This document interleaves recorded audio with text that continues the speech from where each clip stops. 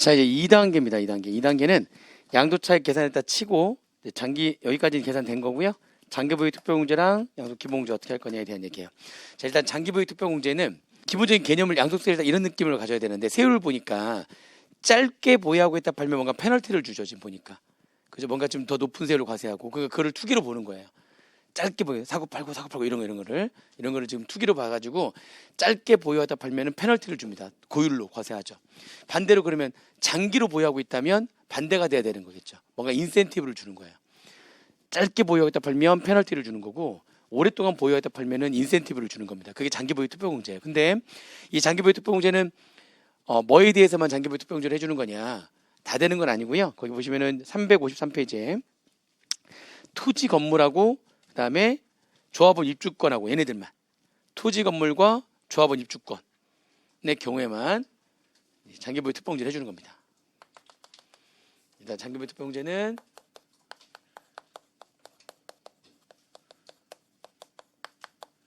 오랫동안 보유하겠다 팔았을 때 인센티브를 말하는 건데 대상 자산이 토지 건물과 조합원 입주권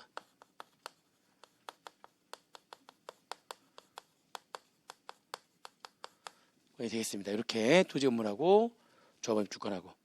근데 이제 조합원 입주권은 좀 되게 복잡해요. 조합원 입주권에 대해서 장기보유 투표공제하는 조합원 입주권 자체가 계산이 복잡하기 때문에 시험 문제에서는 얘가 나오기 좀 힘들어요. 조합원 입주권 하면 이제 그 재건축 조합 결성이 돼가지고 뭐 관리인가 결정을 받고 뭐하고 이게 되게 권리 파악하는 것만 하더라도 굉장히 복잡하고요. 언제부터 보유해야 되느냐 그것도 보유하는 게 언제부터 보유해야 된다 시점도 다르고요. 실제 계산도 어렵고요. 그래서 실제로 얘네들이 장기보유 투표공제가 된다는 것만 알고 있으면 되지 계산 문제에서는 안 나와요.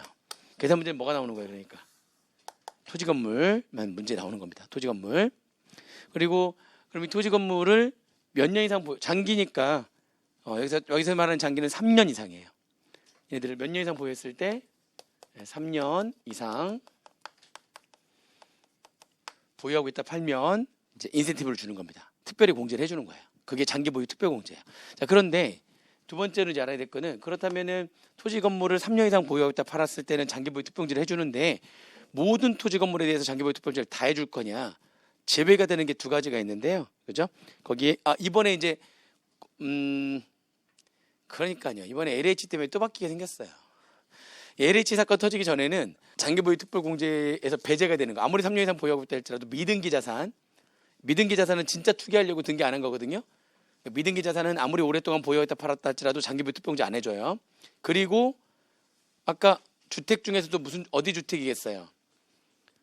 조정 대상 지역 내에 있는 주택으로서 1세대 2주택 이상. 걔네들은 세율도 고율이고 그죠? 아예 이게 되게 웃긴 게 조정 대상 지역에서는 아예 임대를 하지 말라는 거죠. 그러면 누가 임대를 해줘야 되죠? 그렇죠. 국가에서 다 임대를 해줘야 되는데 아까 얘기했잖아요. 국가에서 그 돈이 안 된다니까요. 엄청난 돈을 들여가지고 만드는 것도 진짜 많이 만드는데 20만 호. 20가구예요. 20만 가구. 근데 아시잖아요. 임차인이 서울 몇 명인데요. 서울시만 인구가. 가족을 3명 내지는 4명 친다. 그 20만 가구 중에서 또 절반 정도는요. 혼자 사는 1인 주택들 있잖아요. 그게 또 거의 절반 이상. 그러니까 굉장히 작은 주택들이어가지고 혼자 살거나 둘이 살거나 거의 이런 식이거든요. 많아봤자 3명. 가족이. 그렇게밖에 안 되기 때문에 그러면은 2명 치고 20만 가구면은 40만. 서울만 1000만이 넘는 거 아닌가요? 40만 해봤자 그 얼마나 진짜 그 얼마 되지도 않잖아요. 그러니까 사실 국가가 그 모든 걸 다 해주겠다라고 할 돈이 없어요. 그게 안 돼요. 돈이 없다고요. 그리고 그 20만 가구도요. 그것도 지금 쉽지가 않고요. 여러 가지 지금 얼마 전에 발표했던데 어디 지역 해가지고 지금 발표했는데 벌써 난리가 났죠. 왜냐하면 그 지역에 있는 사람들이 우리 지역에서 한번 설명도 안 하고 니네 마음대로 발표하냐 이런 거죠. 그게 그쪽 주민 동의를 얻어야 되고요. 주민 동의 얻어가지고 시작 바로 하는 게 아니에요. 그 주민 동의를 얻어가지고 사실 발표를 했어야 되는데 발표도 동의 없이 발표했고요. 일단 급하니까 막 급해 지금 막 장난 아니에요. 하도 욕을 막으면 뭐니까 막 지금 막 쏟아지고 있는 거죠. 그러니까 절차도 다 무시하고 그 다음에 설명회를 해야 되거든요. 근데 설명회를 누가 하냐면 LH공사에서 해야 돼요. 근데 지금 근데 LH공사에서 가가지고 그 조합장이랑 같이 해가 설명해야 되는데 지금 LH공사 난리가 났으니까 누가 LH공사 얘기하면 뭐 계란 말일지도 모르고 이러잖아요. 또 누가 듣지도 않을 거. 그러니까 설명회를 우편으로 하겠대요. 그래서 설명회 해가지고 거기다 다 동의서에 도장 받아야 되거든요. 동그라미 받아야 되는데 그 설명회를 자기네들이 못 하겠으니까 거기에 있는 지역 주민들한테 우편으로 보내가지고 동의하는 사람들은 도장 찍고 동그라미하고 도장 찍어서 다시 제출해라. 보세요. 가서 도장 받고 막 해도 잘 듣고도 지금 넘어갈까 말까인데 종이 보내고 자 읽어보셨죠? 안 찍었어요? 네. 그러면 이렇게 하면 이거 동의 잘 될까요? 안 될까요? 제가 볼 때는 동의 안 됩니다. 지금 발표만 20만 호를 하겠다고 했지만 이거 과정 험난해요. 20만 호 되지도 않아요. 그리고 또 세 번째, 그 돈 어디서 마련할 거냐? 되게 웃겨. 된대 일단 무조건 된대. 다 된대. 아, 참, 그 돈은 어마어마하거든요. 왜냐면 서울 안에서 지금 그 땅을 매입을 해가지고 거기다가 지금 이걸 지으려니 돈이 어마어마하게 들겠죠? 어마어마하게. 그 20만 원 하는 것도 어마어마한 돈이 들어가는 거거든요. 그 돈 다 어디서 마련하느냐? 그 좀 약간 그것도 좀 의문이에요. 그럼 도대체 또 얼마나 더 세금을 걷어갈 거냐? 아니면 얼마나 더 국채를 발행할 거냐? 도대체 어떻게 마련할 거냐? 이것도 또 문제라고요. 그러니까 지금 문제가 한두 가지가 아니에요. 그리고 또 마지막 네 번째. 다 됐어. 근데 그 절차 거쳐서 만약 다 오케이 하고 뭐고 하는데 일반적으로 정말 술술술술 잘 풀린다고 하더라도 그래도 5, 6년 걸려요. 과정이. 땅을 그 중에 한두 명이 또 설득하고 뭐하고 해서 다 땅을 다 사야 될 거 아닙니까? 그래야지 이제 들어가니까 다 해가지고 뭐하고 이것저것 다 하는데 술술술술 잘 풀려도 5, 6년. 심지어는 어떤 지역은 10년 이상 걸리는 데도 있고. 그러니까 막 하지만 사실 언제 될지 몰라요. 그리고 그렇게 하다가 중간에 그냥 중단해 버리는 경우도 되게 많고. 그래서 모르겠어요. 그러니까 다시 한번 얘기하지만 민간의 임대를 너무나 지금 옥죄고 있는 거는 분명히 문제가 있습니다. 근데 지금 어떻게 돼 있죠? 보니까 여기도 조정상 지역 내 주택을 2개 이상 보유하고 있다가 팔았을 때는 뭣도 안 해주겠다고요? 장기보유 투표용지도 안 해주겠다. 안 해주겠다. 그러니까 지금 뭐 제재가 한두 개가 아니에요. 미등기 자산처럼 봐버린다니까요. 미등기 자산은 진짜 투기하는 걸 보면 70%인데 거의 준하잖아요. 지금 주택이 거의 준해요. 지금 미등기. 그 다음에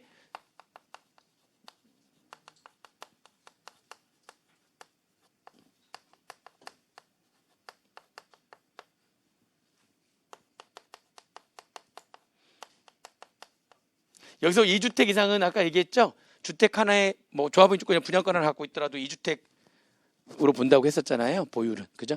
얘네들이 뭐가 안 된다고 얘네들이 제외가 돼. 장기보유 특공제가 안 돼요. 여기다가 이번에 또 개정됐다. 또 개정됐어요. 지금 이 책 낸 다음에 아 미치겠어요. 근데 이제 시행이 당장이 아니어서 지금 그런데 시행은 지금 내년부터 한다는데 LH 때문에 LH는 여기 관계 없잖아. 이거 아니고 이거 등기 다 했잖아요. 나뭇가지 심었는데 거기다가 나뭇가지 심고 막 우리 농사한다는데 나무도 막 말도 안 되게 촘촘히 나무 하나당 얼마씩 보상금이 얼마인지 다 아니까 막 장난 아니게 했는데 그래가지고 안 되겠다. 비사학명 토지까지 넣자 이렇게 들어간 거예요. 그래서 여기 이제 비사학명 토지도 또 제외가 되는 겁니다. 투기 목적으로 갖고 있었던 땅이다라고 판단이 되면 걔도 장기보유 투표용지 안 해주겠다.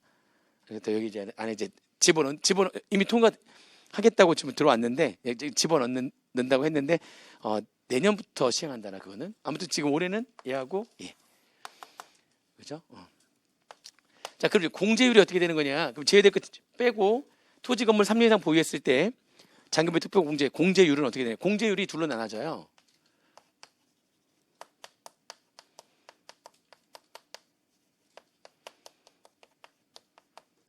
일단 3년 이상 보유해야 되는 거잖아요. 공제율은 양도 차익 구한 다음에 장기보유 투표용지에 들어가는 거니까 양도 차익의 일정 퍼센테이지예요. 양도 차익의 일정 퍼센테이지를 곱하는데 일반적인 경우는 양도 차익의 3년 이상 4년 미만을 보유하잖아요. 얘들은 양도 차익의 여기 앞에 있는 숫자 있죠. 이거의 2배수예요. 몇 퍼센트? 이렇게 6%. 그죠? 4년 이상 5년 미만. 몇 퍼센트? 양도 차익의 8%. 이렇게 해가지고 쭉 가서 최대가 30%거든요. 몇 년 이상으로 끝나겠어요? 15년 이상.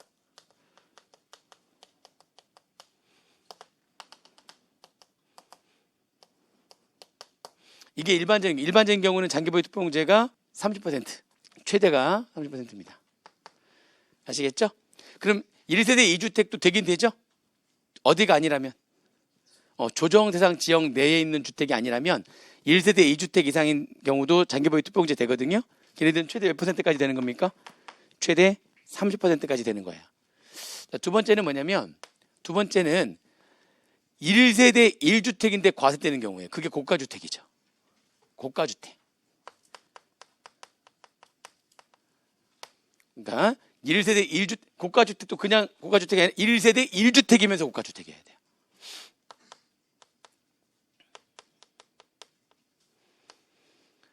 (1세대 1주택) 고가주택은 얼마를 초과하면 과세가 된다고요?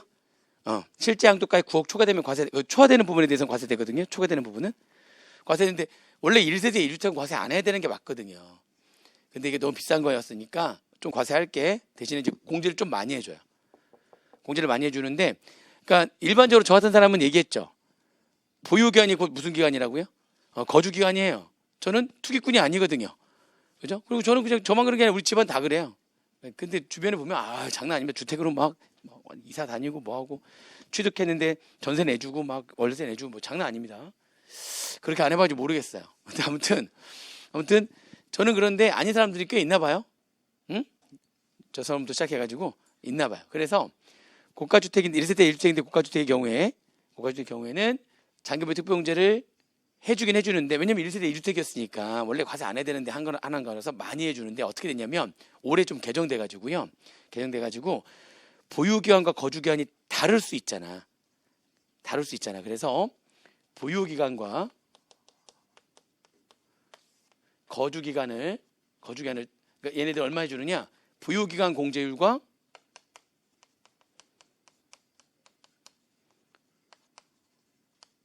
거주기간 공제율을 합한 걸로 해주겠대요. 저 같은 사람은 같죠. 근데 다를 수 있는 사람, 보유와 거주가 기간이 다를 수가 있기 때문에 이렇게. 그리고 여기 고가주택 1세대 1주택인데 고가주택이었을 때 장기보유 투표공제를 하려면 아까 3년 이상 보유해야 되고요. 거주는 다를 수가 있잖아요. 2년 이상 거주해야 됩니다. 일단 3년 이상은 여기 보유해야 된다고 나왔고, 그러니까 1세대 2주택 고가주택인데 거주 한 번도 안 한 거야.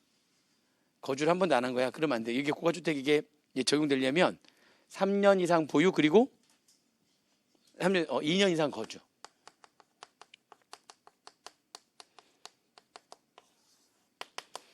(3년) 이상 보유 그리고 2년 이상 거주를 해야지만 되는 건데요. 그래서 그 법 소정에 1세대 1주택이 장기보유 투표공제를 받으려면 3년 이상 보유만 하는 게 아니라 뭐까지도 해야 된다고? 2년 이상 거주까지 해야지만 되는 겁니다. 3년 이상 보유, 2년 이상 거주 하는 것으로 된다. 그래서 그 얘기가 354페이지에 보시면은 법 소정의 1세대 1주택에 대한 장기보유 투표공제 해가지고 법 소정의 1세대 1주택에서 꼭 표시해놓고 그 밑에 법 소정의 1세대 1주택이란 1세대가 양도 1년제 국내에 1주택을 보유하고 보유기간 중 거주기간이 2년 이상인 것으로 한다 라는 말 나오죠. 그 뒤는 안 봐도 되고요. 보유기간 공제는 어떻게 되는 거냐, 그러면 보유기간은 3년 이상 보유니까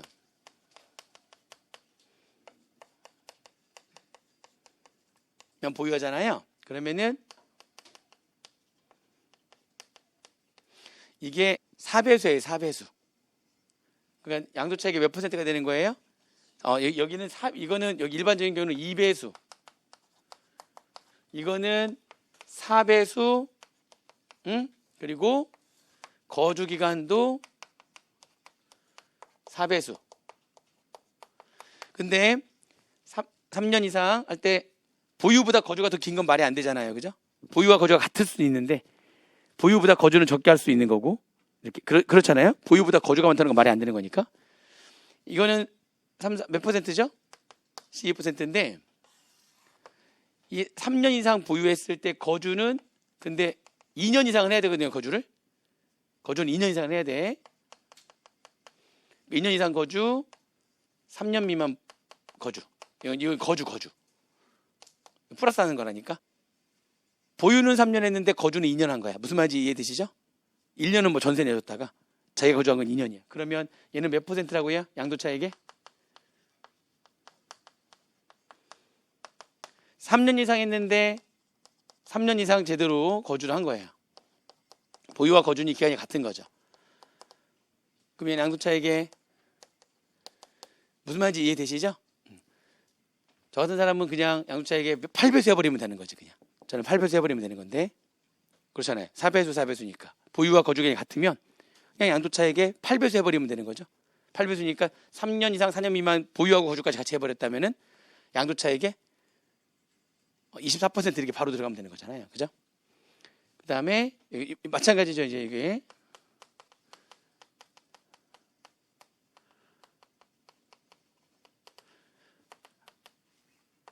몇 퍼센트? 16%. 쭉 똑같아요. 여기도.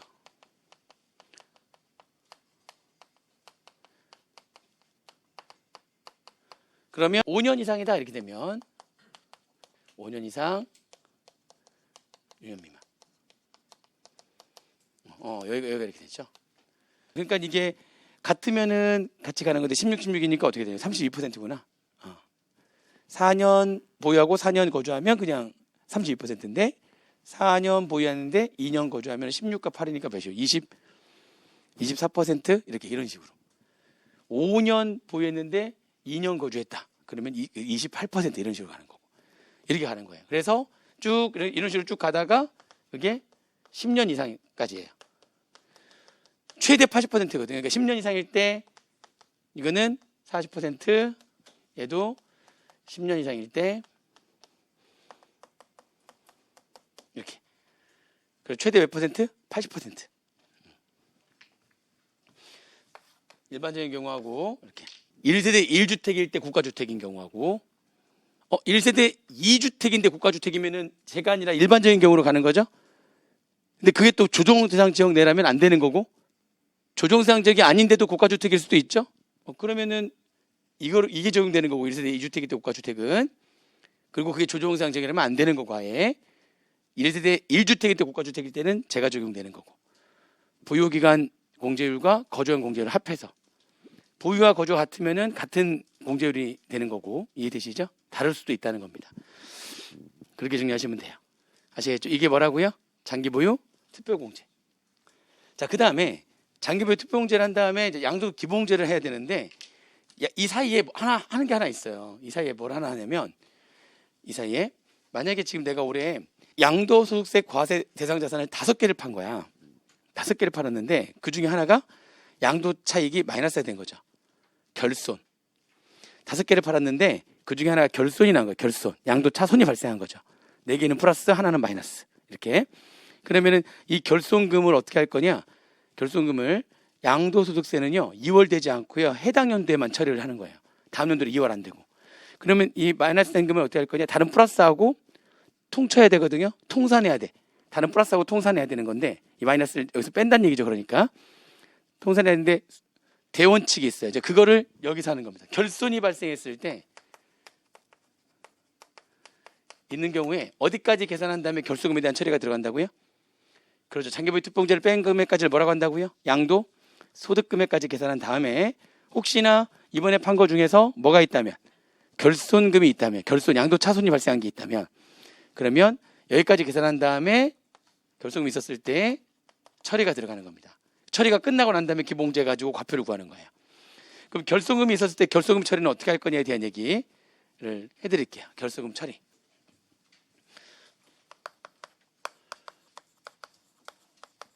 그러니까 계산 구조가 이렇게 되는 거예요. 일단은 양도소득금액까지 계산을 해. 즉 장기보유 특별 공제까지 하고 났더니 5개 중에 하나가 마이너스야. 마이너스야. 그러면 그 양도소득 금액은요 아직 통산하기 전 양도소득 금액인 거예요. 5개 따로 지금 양도소득 금액 계산했는데 4개는 양도소득 금액이 플러스고 하나는 양도소득 금액이 마이너스인 거예요. 그러면 이 마이너스 양도소득 금액을 플러스 금액에서 통산한단 말이에요. 통산하고 난 다음에 그럼 얘는 이제 0이 돼버리겠죠? 그 마이너스가 다른 플러스에 어디에선가 빠지겠죠? 통산 후에 양도소득 금액을 다시 구하고 그 다음에 기본공제 빼서 과표를 구하는 거예요. 아시겠죠? 근데 결손금에 대한 통산은 어떻게 할 거냐? 결손 통산은 대원칙이 있습니다. 대원칙 같은 그룹 내에서만 통산할 수가 있어요. 같은 그룹 내에서만. 이 마이너스가 비상장 주식 팔아가지고 마이너스가 된 거야. 그럴 수 있죠? 비상장 주식을 비싸게 샀다가 싸게 팔아가지고 마이너스가 됐어요. 그거를 토지 건물 1그룹의 양도소득 금액에서는 통산할 수가 없다고요. 이 결소금 통산은 대원칙. 어디에서만 통산할 수 있다고요? 같은 그룹 내에서만 되는 겁니다.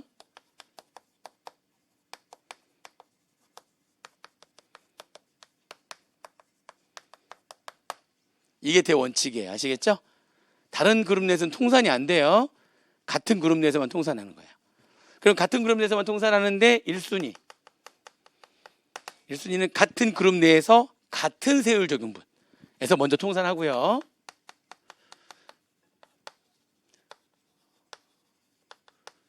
그죠? 그리고 2순위. 같은 세율 적용분에서 통산했는데도 남았어. 마이너스 너무 커가지고 남았어. 그러면 다른 세율 적용분에 다른 세율 적용분들이 막 있을 거 아닙니까? 여러 개가 있을 거 아니에요. 다른 세율 적용분에 양도소득 금액에 비례해서 통산하는 거예요. 다른 세율 적용분은 양도소득 금액에 비례해서. 같은 세율 적용분에서 무조건 다 빼고, 이 결손이 지금 5천만 원 발생했는데 같은 세율 적용분에서 지금 3천만 원 양도소득 금액이 있었다면 통산하고 2천만 원 남았죠? 그 남은 2천만 원을 다른 세율 적용분의 양도소득 금액의 비율대로 통산하는 겁니다.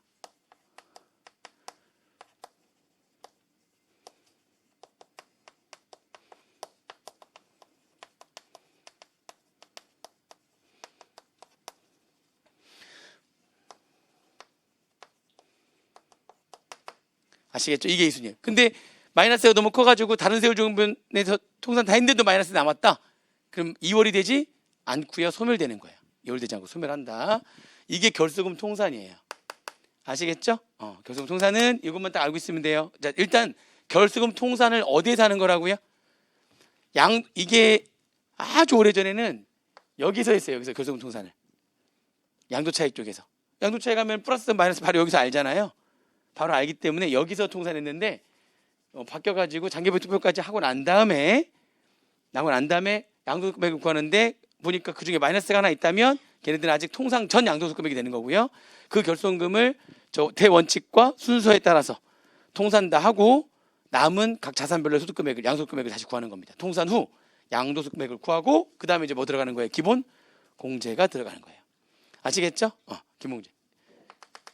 좀 이따 문제 바로 풀어볼 겁니다. 어렵잖아요. 자, 그 다음에 여기 기본공제. 기본공제는 양도자산 지금 5개를 팔았다고 그랬잖아요.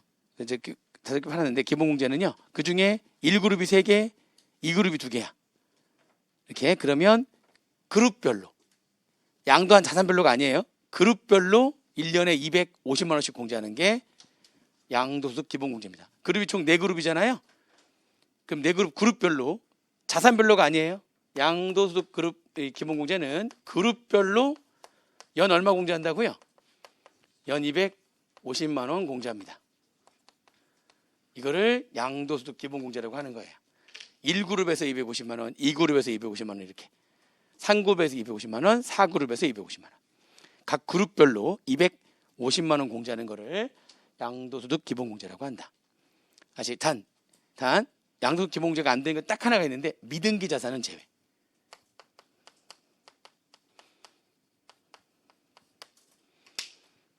미등기 자산 제외. 아시겠죠? 이렇게. 그럼 양도소득 기본공제는 좋아요. 다 등기된 거래. 다 등기된 거래. 그러면은 미등기 자산은 제외한다고 했는데 지금 다 등기된 거라면 그러면은 이제 양도소득 기본공제를 할 수 있잖아요. 근데 그 1그룹이 3개야. 여기서 그럼 250만 원은 이것도 마찬가지로 비례해가지고 빼는 거냐? 아니, 순서가 정해져 있어요. 3개, 1그룹이 3개인데 그룹 안에서만 250만 원 공제하는 거잖아요.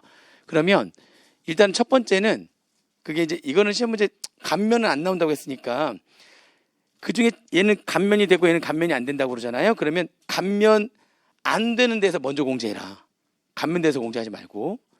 이제 감면은 잘 안 나오니까 감면 같은 거 없다면 먼저 양도한 거에서 빼라. 두 번째. 거기 공제 순서 나와 있죠. 1, 2, 3번. 감면되는 게 있고 감면 안 되는 게 있다면 감면이 안 되는 양도소득에서 먼저 공제하고요. 그 다음에 2순위는 먼저 양도한 데서 공제하고요. 당연히 뭐 빼고 해야 되는 거예요. 다 뭐 빼고. 미등기는 빼고. 아시겠죠? 그렇게 정리하시면 됩니다. 그리고 만약에 그럼 동시에 양도했을 때 어떻게 할 거냐? 그럼 선택하라고 되어 있죠. 동시에 양도했다면 그러면 선택한 자산에서 빼라. 순서가 정해져 있는 겁니다. 그렇게 알고 계시면 돼요. 끝. 기본공제는 그러고 끝이에요. 이제 1단계로 갈 거예요. 이제 1단계. 1단계 할 건데 이 얘기 하나 하고 갈까요? 1단계 하기 전에 지금 여기 우리 양도소득세 과세 대상 자산이 지금 이렇게 쭉 있잖아요. 근데 우리가 자꾸 이게 등기 미등기면 제재가 많잖아요. 보니까 미등기면 세율도 70% 꽤 세고 지금 또 미등기라면 장기보유 특별공제도 안 되고 또 미등기라면 양도소득 기본공제도 안 되고 미등기에 대한 제재가 지금 여기저기 많이 있다, 그죠? 근데 이 양도소득세 과세 대상 자산 중에서 이 중에서 등기를 해야지만 되는 자산은 두 가지밖에 없어요. 토지 건물하고 부동산을 이용할 수 있는 권리하고. 얘만 등기 대상이고요. 여기 밑에 있는 것들은 등기 대상이 아니에요. 등기하는 게 아니에요. 그러면 등기하는 게 아닌 여기 밑에 있는 것들은 당연히 등기가 안 돼 있겠죠. 등기 대상이 아니니까. 그럼 얘네들 팔면 무조건 미등기니까 이건 70%다? 아니죠. 미등기일 때 70% 과세하고 하는 것들은 원래 등기를 해야 되는 건데 등기를 하지 않았을 때에 불이익이 있는 거죠. 그럼 얘네들은 예를 한번 들어볼게요. 여기 시설물 이용권, 골프장 회원권을 팔았어요. 골프장 회원권 팔았을 때 이 세율표에 의해서 골프장 회원권을 팔았을 때 가장 높은 세율은? 골프장 회원권을 팔았을 때 가장 높은 세율은? 그렇죠. 50이잖아요. 50. 아니죠? 아니죠? 1년 미만 보유한 거에 뭐가 있을 수가 있는 거예요? 골프장 회원권이 있으면 골프장 회원권은 미등기에 대한 불이익을 받을 수가 없어요. 등기 대상 자체가 아니니까. 그럼 골프장 회원권은 가장 높은 세율이 몇 %가 적용되는 거예요? 50%예요. 미등기에 대한 제재가 없는 거예요. 아시겠습니까? 그러니까 양도소득 기본공제도 안 해주겠다. 미등기 자산은 등기를 해야 되는 얘네들인데 등기 안 했어? 등기 안 한 거야? 그럼 얘네들 기본공제 안 되는 거야. 근데 얘네들은 어차피 등기 대상이 아니니까 등기가 안 돼 있겠죠? 얘네들은 미등기 했다고 해서 불이익이 없어요. 즉 여기 밑에 있는 것들은 양도소득 기본공제가 무조건 되는 거죠. 근데 여기 위에 있는 이 두 가지는 등기 대상인데 등기를 안 했어? 그러면 기본공제가 안 되는 거예요. 등기를 했는데 등기 안 했어? 그러면 얘네들은 70%야. 이렇게 되는 거고요. 무슨 말인지 이해되시죠? 이 중에서 등기 대상은 얘하고 얘인데 시험 문제 얘가 많이 나오다 보니까 그러니까 지금 미등기는 막 얘기하는데 사실은 등기 대상은 이거하고 이것만. 얘네들만 미등기 했을 때 불이익이 있는 것이다. 아시겠죠? 나머지는 등기 대상 자체가 아니니까 등기 대상이 안 돼 있을 거고요. 등기 안 됐을 때 불이익이 따로 없는 겁니다. 됐어요? 자, 그러면 미등기에 대한 제재까지 얘기를 했고요. 1단계가 제일 중요하거든요. 1단계 갑니다. 이제 양도가액과 취득가액과 필요경비 어떻게 할 거냐에 대한 얘기예요. 자 여기 양도가액입니다. 양도가액 뭘로 할 거냐? 실제 양도가액으로 하는 거예요. 양도가액은 실제 양도하고 받은 금액, 우리가 실지 거래가액이라고 합니다. 실제 양도가액이라고, 실제 거래에서 받은 양도가액. 이게 원칙이에요. 취득가액도 뭘로 하는 게 원칙이다? 실제로 취득할 때 지출한 금액, 실제 취득가액으로 하는 게 원칙이에요. 이렇게. 이게 원칙이에요. 실제 금액으로 하는 거예요. 근데 양도했는데 실제 양도가액이 얼마인지 모른대요. 거짓말이죠. 아니 말이 돼요. 내가 양도하고 받은 금액이 얼마인지 모른다니. 그걸 말을 안 하고 있잖아요. 말 안 하면 좋아. 그러면 너 지금 아파트 팔았는데 얼마인지 모른다고 다 요즘 뜨죠? 그러면 거기 동일 아파트의 동일 그 동수, 그 동일 동의 그 층수 비슷한 층수에서 팔린 금액 갖다 쓰는 거예요. 걔를 우리가 매매 사례가액이라고 그래요. 매매 사례가액.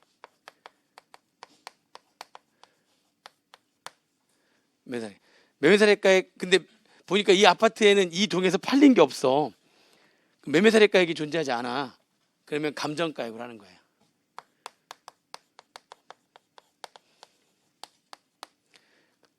감정가액을 하는 거예요. 근데 감정가액으로 하려고 했는데 감정을 안 했어.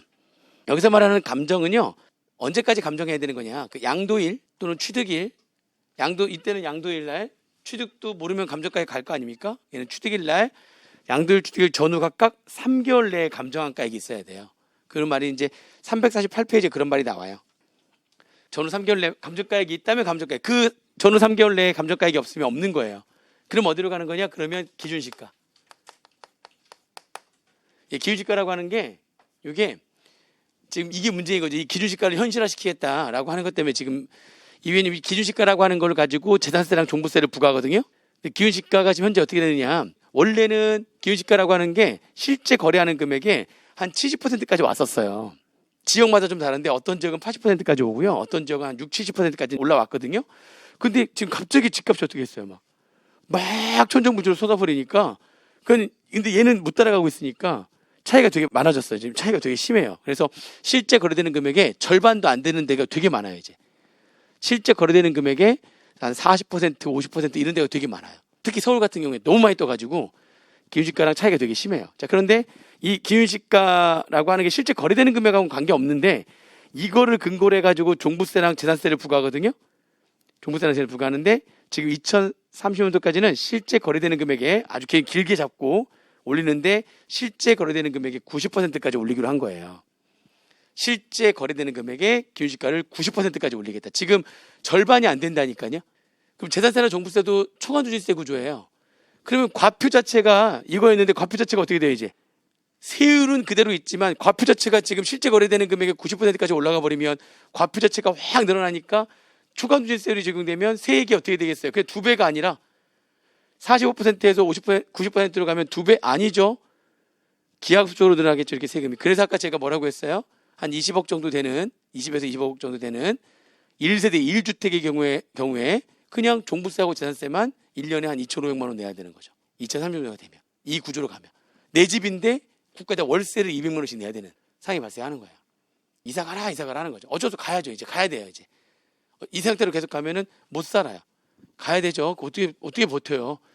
거기 말을 하시는 분들이 나이 드신 분들이거든요. 나 여기서 지금 70년 살았는데 있는데 나 지금 소득 없거든 이제. 70년 살아가지고 원래 내 집이고 소득 없는데 지금 그거 어떻게 1년에 2,500만 원을 부담합니까? 못 부담하죠. 그러니까 지금 다른 데 알아봐야 된다 지금 이렇게. 나이 드신 분들은 나가 니네가 왜 서울에 있어 뭐 이런 거 마찬가지예요. 나 여기 살았는데 내 고향인데 나가야 되는 거예요. 못 버티니까. 너무 1세대 1주택인 경우에도 너무나 또 막 아무튼 모르겠어요. 뭐가 맞는지 모르겠는데 일단은 뭐 본인들이 잘못했다고 하니까 그러니까 얘기하는 겁니다. 본인들도 뭐가 잘못된 걸 이제 느끼나 보죠. 근데 아마 제가 얘기하는 걸로 생각하지 않을 거예요. 본인들이 잘못했다고 생각하는 거는 그런 부분은 아닐 거고 강남은 무조건 잘못됐다고 생각하는 거니까 왜 강남에 집이 있냐?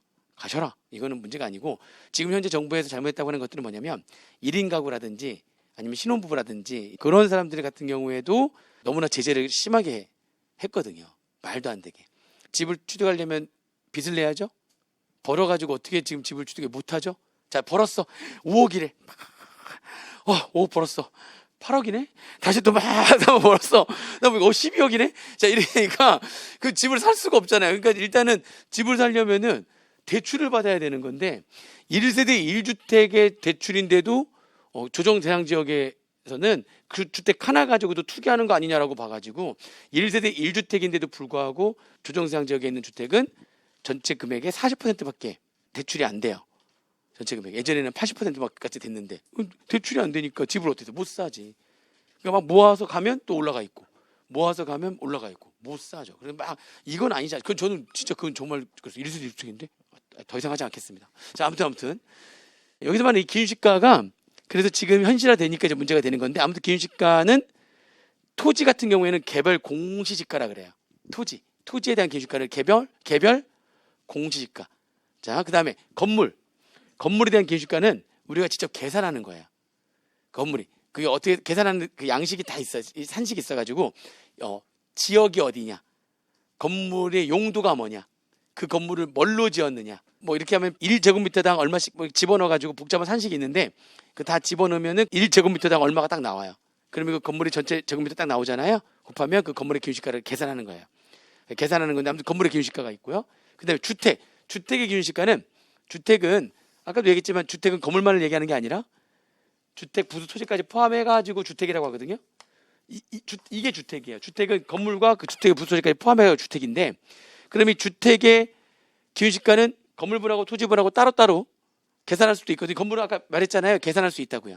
건물에 대한 기준시가는 계산하고 토지는 개별 공시지가가 모든 토지에 있거든요. 그러면 개별 공시지가랑 건물에 대해서 계산한 거랑 합하면 주택에 대한 기준시가냐가 아니고요. 그렇게 할 수도 있겠지만 아예 이거는 국토부에서 아파트는 공동주택가격이라고 해서 얘하고 얘를 합해가지고 토지랑 건물 합해가지고 아예 그냥 공동주택가격이라고 고시를 해요. 그리고 그 아파트가 아닌 데는 개별 주택가격이라고 고시를 하고요. 그게 기준시가예요. 얘 따로 계산한 다음에 더하는 게 아니라 합해가지고 한꺼번에 고시한다고요. 그렇죠? 공동주택가격 이거는 개별 주택가격 해가지고 얘네들을 고시합니다. 그 고시된 얘네들이 주택에 대한 기준시가예요. 아시겠죠? 건물 따로 토지 따로 해가지고 합하는 게 아니라 아예 통으로 해가지고 고시를 해요. 고시를 합니다. 따로따로 하는 것보다 일반적으로 하면은 더 비싸다 하더라고요. 이렇게 해서 이 고시를 따로 합니다. 이걸 기준시가라고 하는 거예요. 시험 문제는 토지 아니면 건물이 나올 거니까 토지, 건물, 주택 중에 하나 아닙니까? 토지는 개별, 토지에 대한 기준시가는 뭐라고요? 개별 공시지가. 공시가 이렇게. 그 다음에 건물에 대한 거는 여러 가지 지수를 가지고 계산하게 되어 있는 거예요. 그 계산 산식이 매년 고시가 됩니다. 알아서 계산해야 되는 거예요. 용도가 뭐냐, 위치가 어떻게 되느냐, 뭘로 지었느냐, 뭐 이런 것도 다 가지고 계산하는 게 있고요. 주택은 따로 고시를 합니다. 공동주택 가격 또는 개별 주택 가격 고시를 하는데 그게 주택에 대한 기준시가가 되는 거예요. 아시겠죠? 다 모르면 여기까지 가는 거예요. 다 모른다면 그러면 이걸 기준시가를 가지고 양도가액 적용하는 겁니다. 근데 참 이게 말이 안 되죠. 이걸 갖고 하겠다는 거는 얘는 비슷하겠죠. 이건 비슷하거든요. 실제 거래되는 금액이니까 이거는 비슷한데 이걸로 하겠다는 건 가격이 확 줄어들잖아요. 그래서 이거에 대해서 이제 밑에 제재가 있어요. 자, 볼게요. 자, 취득가액은 어떻게 하냐? 실제 취득가액으로 하면서 모르면 매매사례가액, 모르면 감정가액, 모르면 기준시가가 아니에요. 얘는 모르면 환산취득가액.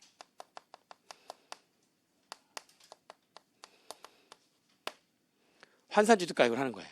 그리고 양도가액에 적용되는 금액과 취득가액에 적용되는 금액은 독립적이에요. 그러니까는 양도가액을 매매사례가액을 안다면 취득가액인데 실제 취득가액을 아는 거야. 그러면 양도가액은 매매사례가액이니까 취득가액은 실제 취득가액을 안다 할지라도 매매사례가액을 한다가 아니라 얘는 얘대로 따로 가고 얘는 얘대로 따로 가는 거예요. 그러니까 얘는 얘대로 이거 모르면 얘는 얘대로 얘 알면 얘. 양도가액과 취득가액의 적용 순서는 독립적으로 따로따로 움직이는 거라고요. 아시겠어요? 따로따로 움직입니다. 여기 기준시가 없잖아요. 이게 왜 여기 없는 거냐면 양도가액은 다 모른대요. 거짓말이죠. 다 몰라가지고 양도가액을 뭘로 계산하면 기준시가로 계산하잖아요. 그러면 취득가액은 얘를 안다고 할지라도 취득가액은 무조건 기준시가예요. 이때만 종속적으로 움직여요. 양도가액이 뭘로 결정이 되면 기준시가면 취득가액은 다 안다고 할지라도 무조건 뭐라고요? 기준시가. 이거를 굉장히 낮은 금액을 쓰니까 취득가액도 얘네들은 다 높을 거 아닙니까? 얘보다.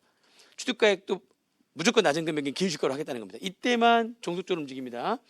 그러면 취득가액이 기준시가로 들어가는 경우는 딱 하나밖에 없는 거예요. 취득가액이 기준시가로 적용되는 경우는 취득 당시에 실제 취득가액과 매매사례가액과 감정가액을 다 몰랐을 때이다. OX, X 이거 다 알고 모르고 관계없이 양도가액이 기준시가로 적용되면 취득가액은 무조건 기준시가로 한다. 취득가액이 기준시가로 되는 경우는 이 경우밖에 없어요. 아시겠죠? 자, 그러면 양도가액은 셋 중에 하나를 안 돼요. 얘 중에 하나를 아는 거야. 다 모르면 이게 되는 거고 그러면 취득가액은 무조건 이건데 셋 중에 하나를 아는 거야. 셋 중에 하나 아는데 그럼 취득가액은 이걸로 가죠. 모르면 얘 다 몰라. 근데 뭘로 갈 수 없다고요? 그렇죠. 취득가액 기준시가가 되는 경우는 양도가액이 기준시가로 적용됐을 때만 취득가액이 기준시가로 적용되는 거거든요. 무슨 말인지 이해되십니까? 그런데 양도가액은 셋 중에 하나를 아는데 취득가액은 다 모른다면 이런 경우가 있죠. 되게 오래전에 취득해가지고 실제 취득가액 증빙도 없고요. 그때 당시에 30년 전에 매매사례가액도 찾을 수가 없고요. 30년 전에 감정가액도 찾을 수가 없는 거야. 그러면 어디로 갈 거냐? 그러면 환산취득가액이라는 걸로 간대요. 환산취득가액. 자, 환산취득가액은 계산하는 건데요. 환산취득가액 계산하는 건데 기준시가는 언제나 어느 시점이든지 간에 기준시가는 다 존재하거든요. 이때나 기준시가가 존재하거든요. 그러니까 환산취득가액은 너 양도 당시에 셋 중에 하나 알았어? 순서대로 적용되죠? 양도시에 1 모르면 2 모르면 3번으로 적용됐을 거 아닙니까? 양도가액이 양도시에 1, 2, 3의 순서대로 적용된 금액이 있을 거 아닙니까? 거기다 곱하기 양도시의 기준시가분의 취득시의 기준시가. 언제나 기준시가는 존재하니까 아마 이 기준시가 비율 곱한 금액만큼이 아마도 취득가액일 거야. 다 모른다면 양도가액은 셋 중에 하나 아는데 취득가액은 세 개를 다 모른다면 취득가액은 뭘로 적용한다고요? 환산취득가액이라는 걸 적용해서 양도 당시에 1, 2, 3번 순서대로 적용된 그 금액 곱하기 양도시의 기준시가분의 취득시의 기준시가를 차지하는 비율. 걔를 환산취득가액이라고 한다. 아시겠죠? 환산취득가액. 계산 문제 굉장히 많이 나오는 거니까 어렵지 않죠 지금. 왜냐하면 취득가액은 다 몰았을 때 기준시가를 함부로 적용할 수가 없거든요. 취득가액이 기준시가로 적용되는 경우는 뭐밖에 없기 때문에 양도가액 다 몰라서 양도가액이 기준시가로 적용됐을 경우에만 취득가액도 기준시가로 적용된다. 그때만 취득가액이 기준시가로 적용되는 거고요. 나머지는 취득가액은 기준시가가 적용되지 않기 때문에 양도가액 1, 2, 3번 중에 하나를 아는데 취득가액은 다 모른다면 환산취득가액을 적용해야 된다는 겁니다. 자, 여기에서 두 가지만 더 얘기해 볼게요. 이 순서 지금 이해되시죠? 이 순서는 독립적으로 움직인다 따로따로. 그런데 이 그룹자 주식을 팔았어요. 내가 주식을 팔았어. 주식도 마찬가지로 이 순서 적용하는 거거든요. 이렇게 양도가액과 취득가액 주식 팔았을 때. 근데 상장 주식은요. 상장 주식은 매매사례가액과 감정가액이 있다 할지라도 적용하지 않아요. 즉 실제 양도가액 모르면 기준시가. 상장 주식은 뭐하고 뭐는 적용하지 않는다고요? 얘네들이 있다고 할지라도 상장 주식은 매매사례가액과 감정가액을 적용하지 않습니다. 상장 주식은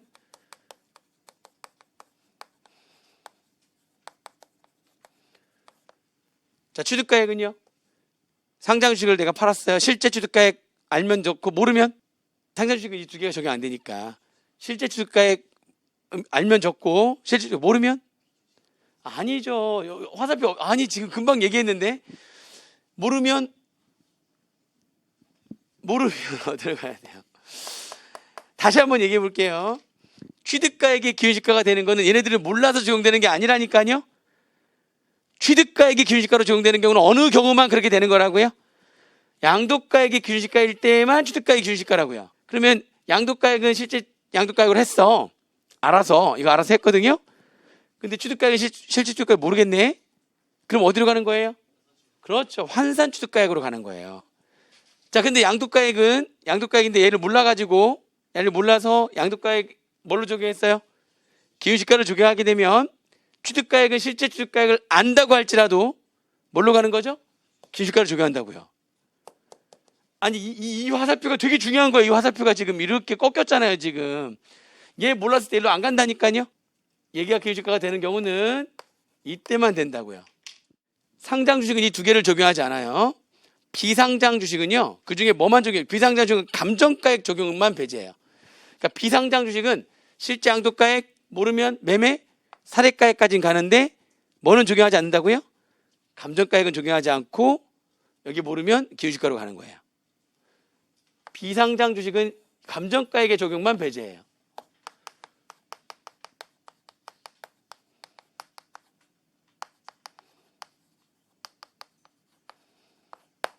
여기까지 좀 이해되세요? 이렇게 이 상장 주식과 비상장 주식은 뭐를 배제하느냐? 걔 빼고 나머지는 이 순서대로 가는 거예요. 이 순서대로 이렇게 가는 겁니다. 얘는 얘일 때만 적용되고 아시겠죠? 자, 필요경비 어떻게 할 거냐? 필요경비는 들어가는 거는 둘 중에 하나예요. 1 또는 2번이에요. 1 또는 2번인데 1번은 뭐냐?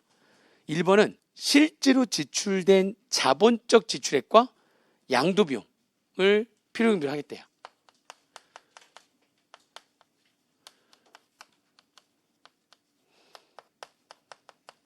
자본적 지출액 등과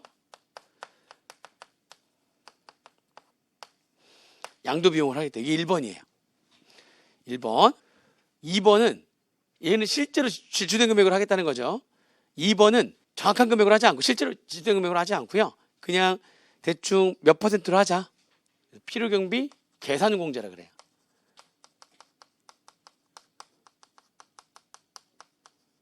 이 계산할 때 이거 있잖아요. 이거. 이게 계산할 때 이거.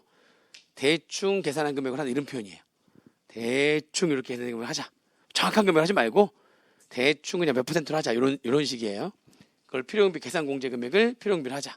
자, 여기서 이제 이런 얘기를 한번 잠깐 정리를 한번 해볼게요. 여기. 그러면 원래 우리가 법인세나 또는 회계학에서 공부했던 거는 자본적 지출액은 원래 어디에 들어가야 되는 거죠? 그렇죠. 자본적 지출액은 자산의 취득가액에 들어가야 돼. 자, 이런 얘기 한번 해볼게요. 사람들한테 취득 부대 비용이 취득가액이다, 비용이 아니다. 이건 좀 설득이 돼요. 왜냐하면 취득 부대 비용, 취득할 때 발생하는 비용이니까. 그러니까 할아버지가 이제 건물 하나 산 거야. 건물 하나 샀어요. 취득할 때 지금 10억 주고서 그 다음에 가가지고 4천만 원 주고 취득세 내고 등기 등록을 한 거야. 등기 등록을 해야 자기 거라는 걸 아니까. 무슨 말인지 이해되시죠? 그러면 취득 부대 비용이 발생했잖아요. 할아버지한테 할아버지 얼마 주고 샀어요? 나 10억 주고 샀어. 아니 그럼 할아버지 그거 할 때 10억 말고 취득할 때 들어간 거 또 다른 거 여러 가지 비용 있잖아. 여러 가지 있잖아요.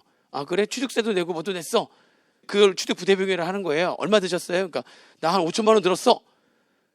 그러면 할아버지 취득가액은 10억이 아니라 10억 5천만 원이에요. 취득 부대 비용을 취득가액이라고 얘기하는 건 어렵지가 않아요. 취득할 때 발생하는 비용이니까 그거는 취득할 때 다 취득가액이다 그게. 그러네. 10억 5천만 원 취득할 때 들었어. 아무튼 그러면 그게 다 취득가액인 거예요. 무슨 말인지 이해되시죠? 그거는 설득이 되는데 자, 할아버지가 건물 하나 취득했었거든요. 예전에 그때 10억에다가 5천만 원 취득세 내가지고 10억 5천만 원 주고 건물을 취득했었어요. 취득가액 10억 5천. 근데 보유하고 있는 중에 임차인이 이게 지금 8층짜리인데 엘리베이터가 없다고. 자기 여기 그만두겠다고. 자기가 안 되겠다. 5층, 6층, 7층, 8층은 엘리베이터가 없으면 임차인들이 다 나갈 것 같은 거야. 그래서 건물에다 뭘 설치했죠? 엘리베이터 설치한 거야. 자본적 지출이 발생한 거죠. 이해되세요? 자본 지출이. 자본 지출 한 1억 5천 발생을 한 거예요. 그 할아버지한테. 그거는 내가 취득을 10년 전에 했고 그리고 자본 지출은 올해 발생을 했어. 올해. 10년 만에. 2억 발생했단 말이에요. 1억 5천 발생했단 말이죠. 할아버지 이거 취득가액 얼마예요? 그럼 계속 할아버지는 취득 부대비용 개념인지 아니까 15억 5천만 원으로 하지만 자본적 지출액을 우리가 이거를 우리는 취득가액으로 해요. 그럼 할아버지가 이해를 못해요. 취득할 때의 돈이 아닌데 자본적 지출액은 10년 지난 다음에 돈이 나갔는데 이게 왜 이게 자산의 취득가액이냐. 비용이지. 자, 우리 양도소득세는 우리 같은 사람들 우리는 벌써 일반인과 다르죠? 우리 같은 사람들 같이 이렇게 묶어서 얘기할게요. 우리 같은 사람들을 위해서 만들어진 게 아니에요. 우리는 이미 많이 아닌가요? 우리는 이미 일반인이 아니에요. 들은 풍월이 장난 아니기 때문에 우리는 일반인들 알고 있는 세법 상식하고는 차원이 달라요. 아직 전문가가 안 됐을 뿐이야. 그렇지 이미 일반인이 아니에요. 근데 일반인들은 개념이 없기 때문에 얘기 되게 힘들어요. 이게 분명히 10년 뒤에 지출이 됐는데 이게 자산의 취득가액이라고 하면 그걸 받아들이지 못한다니까요. 근데 이 양도소득세는 누구를 위해 만든 거냐면 일반인들을 위해서 만든 거란 말이죠. 그러다 보니까 자본적 지출액은 그냥 비용이에요. 쉽잖아요. 말이 되게 잘 편하게 되죠 이제. 그러니까 이거 자산이에요. 이거 자산 취득가액이에요. 이해를 못한단 말이에요. 그걸 그냥 뭘로 하는 게 훨씬 더 편해요? 비용이라고 하는 게 편한 거예요. 그래서 우리가 알고 있는 회계학과 법인세는 당연히 이게 여기로 들어가 있지만 이거 양도소득세 계산할 때는 일반인들을 대상으로 만들어진 거기 때문에 자본적 지출액이 어디 들어가는 겁니까? 그렇죠. 취득가액이 아닌 기타 필요경비에 들어가 있는 거예요. 그 다음에 양도비용. 양도할 때 취득부대 비용은 취득가액에 들어가는 거고 양도할 때 여러 가지 신고 대신 해주면 비용 발생하죠. 수수료 발생하잖아요. 그죠? 그런 수수료들 발생할 거고 또 양도할 때 공인중개사 중간에 또박비도 줘야 되는 거고 대신 양도소득세 신고해달라고 회계사나 세무사들한테 맡기면 또 수수료가 발생할 거고 주식을 팔면은 주식 같은 경우는 주식을 팔게 되면 증권거래세도 내야 되거든요. 그런 것들이 다 양도할 때 발생되는 비용들이죠. 좀 이따 더 자세하게 한번 보겠습니다. 어떤 것들이 있는지. 아무튼 이 두 개는 실제로 지출된 금액을 필요금으로 빼주겠다는 거니까 이 두 개는 뭐가 있어야 될까요? 그렇죠. 증빙이 있어야지만 됩니다. 얘네들은 증빙이 있어야지만 되는 거예요. 당연히. 증빙이 없으면 인정을 못하죠. 할아버지한테 양도비용 얼마 발생했대. 근데 그래서 영수증은요. 그런 건 없대. 그 이거 어떻게 믿을 수가 없잖아요. 함부로 꼭 증빙해서 확인해야지만 되는 겁니다. 이건 비용이니까. 자, 그런데 이제 문제는 필요경비 계산공제는 그 필요경비를 정확하게 실제로 지출된 금액으로 하지 않고 필요경비 계산공제는 필요경비를 대충 한번 계산해 보겠다는 거죠. 대충 계산하는 거예요. 대충 계산해가지고 어떻게 계산하는 거냐. 필요경비 계산공제는 그냥 필요경비를 취득시 기준시가, 기준시가는 무조건 있는 거니까 취득할 때 기준시가예요. 취득할 때 기준시가의 일정 퍼센테이지 곱한 금액으로 한대요. 그냥 실제로 지출된 금액으로 하는 게 아니라 취득 당시 기준시가의 일정 퍼센테이지 곱한 금액을 필요경비처럼 보겠다는 거죠. 이 퍼센테이지가 어떻게 되느냐. 이 퍼센테이지가 미등기에 대한 제재가 좀 있어요. 그래서 이 퍼센테이지는 토지 건물이 제일 많이 나온다고 그랬잖아요. 토지 건물은 3%. 토지 건물은 취득시 기준시가예요. 그 3%, 미등기라면 0.3%. 그 다음에 등기 대상이 또 뭐 있었죠? 토지 건물 말고 부동산을 이용할 수 있는 권리. 부동산을 이용할 수 있는 권리는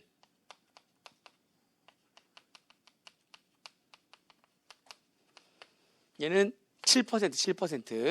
7% 정도. 미등기는 되게 조금 해줘요. 미등기가 1%. 그러니까 지금 미등기에 대한 이거를 적게 해주면 그만큼 더 불이익을 주는 거잖아요. 얘는 7%, 미등기는 1%고 이거 이외에 나머지는 다 등기 대상이 아니죠? 그러니까 미등기에 대한 제재가 없어요. 나머지는 다 1%예요. 그냥 다 1%. 나머지 이 두 배 나머지는 다 1%. 토지 건물 3, 미등기 0.3. 부동산을 이용할 수 있는 권리 7, 미등기 1.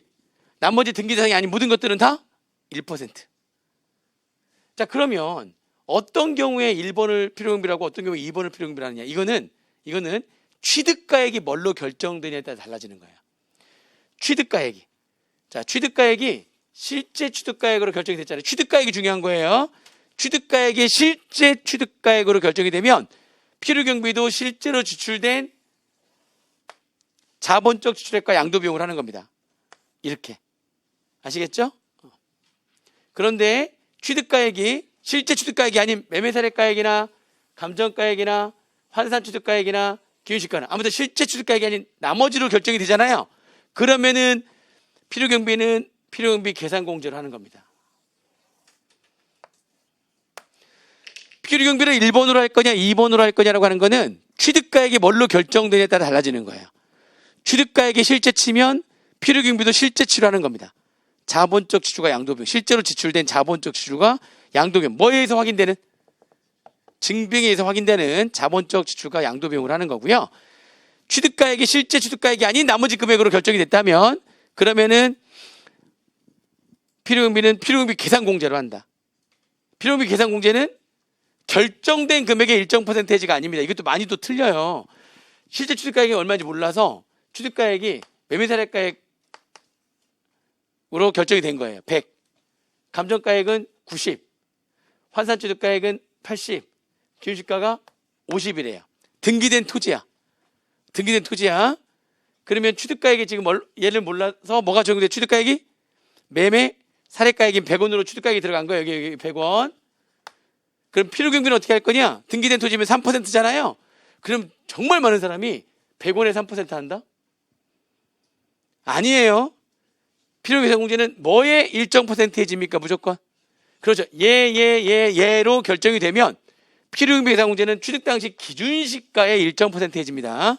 결정된 금액의 3%가 아니에요. 취득 당시 기준시가 얼마입니까? 취득 당시 기준시가 얼마라고 그랬어요? 그렇죠. 50원에 3% 해가지고요. 그래서 1.5원이 필요경비가 되는 겁니다. 뭔 얘기인지 이해되세요? 결정된 금액의 3% 되게 많이 해요. 생각보다.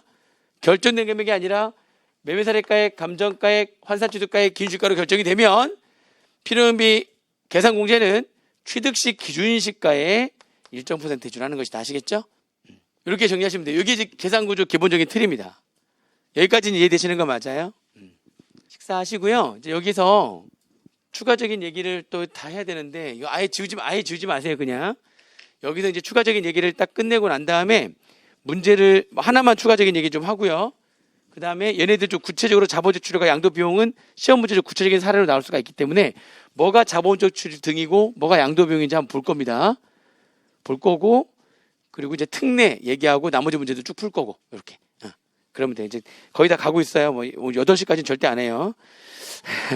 식사하시고요. 2시부터 해가지고 연결해서 또 보도록 하겠습니다.